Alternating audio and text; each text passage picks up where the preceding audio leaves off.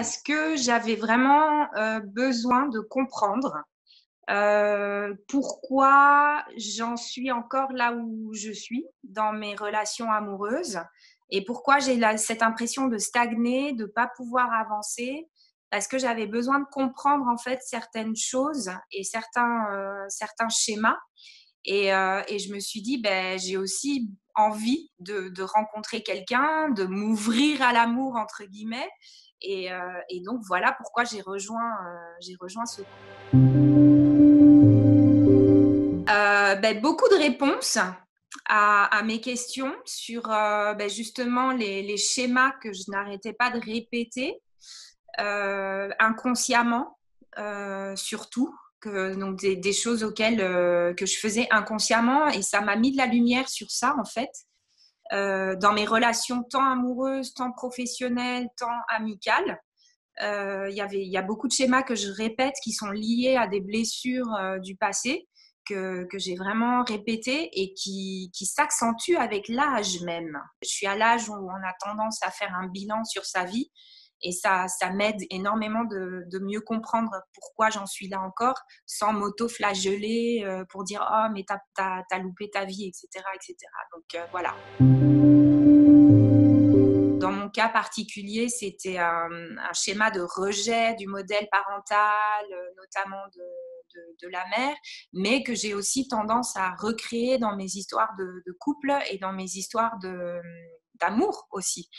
Donc c'est presque paradoxal au sens où je rejette ce modèle, mais j'ai tendance à le recréer inconsciemment et malgré moi, puisque consciemment, je ne l'aime pas ce modèle. La tendance des choses que je répétais, donc pour moi, c'était très concret parce que ça m'a vraiment montré ce que je répétais concrètement dans mes histoires d'amour, rien qu'avec le bilan. Et puis après, la troisième grosse prise de conscience, c'est vraiment sur l'exercice corporel, l'effet que ça a sur le corps. À travers le dernier module justement qui était vraiment révélateur et comment je réagis comment mon corps réagit physiquement à une blessure morale, mentale. Et ça a été vraiment, voilà, c'est les trois grosses prises de conscience qui sont sorties de cet atelier en fait.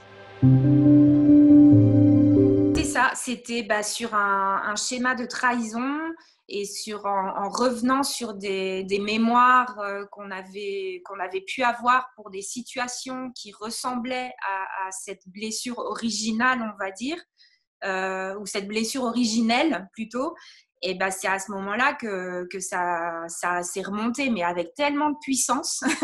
Physiquement, je l'ai tellement ressenti que c'est à ce moment-là que je me suis dit, je peux plus continuer comme ça parce que justement, la dose hormonale, elle augmente, la réaction augmente aussi. Et à un moment, on se dit, mais il y en a marre d'être en mode survie constamment parce qu'on se sent, déjà qu'on dit oui, il faut se battre dans la vie, mais là, on se bat avec soi-même en fait.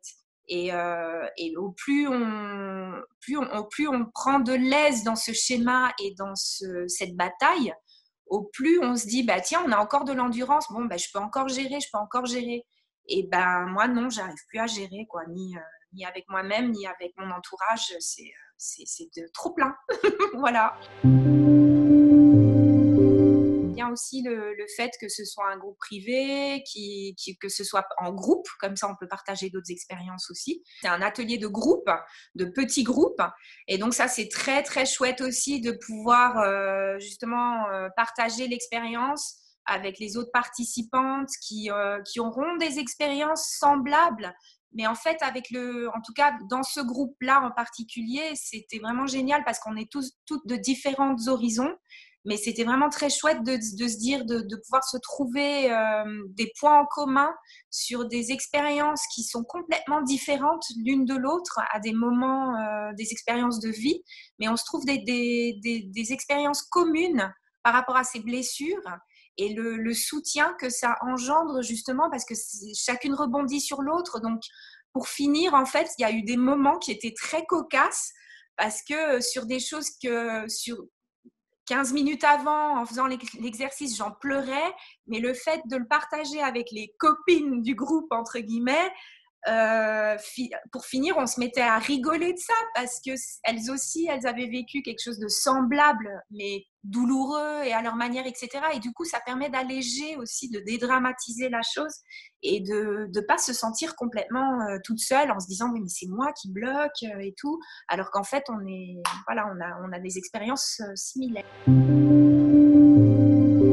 Célibataires comme moi qui veulent comprendre pourquoi elles sont toutes seules depuis un moment, des célibataires qui veulent comprendre pourquoi elles ont l'impression d'être constamment en lutte et pourquoi ça marche pas.